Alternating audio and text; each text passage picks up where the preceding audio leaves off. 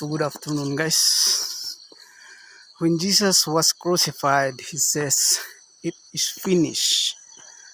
Jesus finished the task. We are saved by demons' wrath.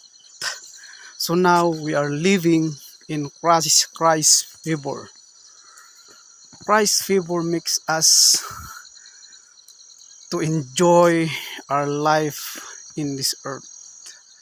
Sometimes we feel unhappy because of the circumstances we have.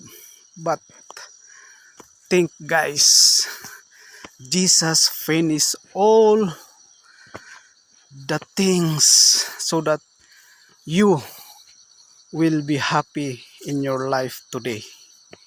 Jesus saved you and he will always love you always.